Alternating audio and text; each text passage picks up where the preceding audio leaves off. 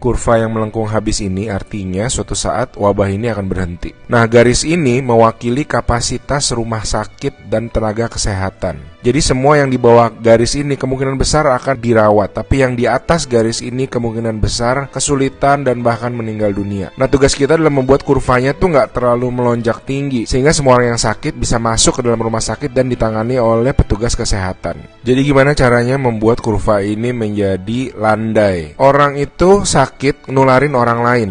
Nah, orang yang sudah sembuh, tubuhnya jadi punya imunitas, sehingga kemungkinan dia tertular lagi itu kecil atau hampir nggak ada. Sehingga caranya sebuah wabah apapun itu dari zaman dulu berhenti adalah ketika cukup banyak orang kena virusnya, lalu menjadi imun sehingga virusnya nggak bisa punya orang untuk ditularin lagi. Nah, kenapa selama ini kita perlu banget namanya social distancing atau ngejauhin diri? Animasi ini bagus banget. Ini contoh kalau semua orang bergerak bebas seperti biasa, nggak ada pikiran, semua tetap pergi konser, pergi jalan-jalan. Ini akan terjadi. Satu orang akan menularkan semua orang berbarengan, dan itu yang berbahaya. Seperti tadi kita ngelihat kurvanya ya. Pada akhirnya akan lewat dan pada akhirnya semua orang akan sembuh. Tapi karena kurvanya tinggi, banyak orang akan mati dalam prosesnya. Nah, yang terjadi di Cina dengan adanya lockdown, ditutup, membuat orang tidak sakit sekaligus berbarengan. Jadi kurvanya lebih landai kalau kalian lihat, sehingga memberi waktu untuk orang-orang menjadi sembuh dan akhirnya bisa melandaikan kurvanya.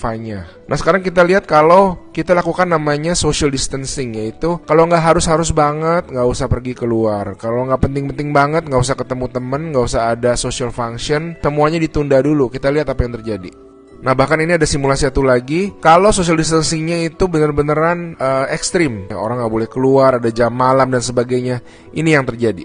Kita lihat beda banget kan. Jadi ada orang yang akan tetap sakit, tapi mereka bisa masuk rumah sakit dan dirawat. Jadi teman-teman, please do your social distancing, stay at home, work from home, anywhere you can. Ada orang-orang yang nggak bisa, saya mengerti, tapi sebisa mungkin lakukanlah semuanya itu. A good way of doing it is to imagine that you do have the virus, yeah, and change your behavior so that you're not transmitting it.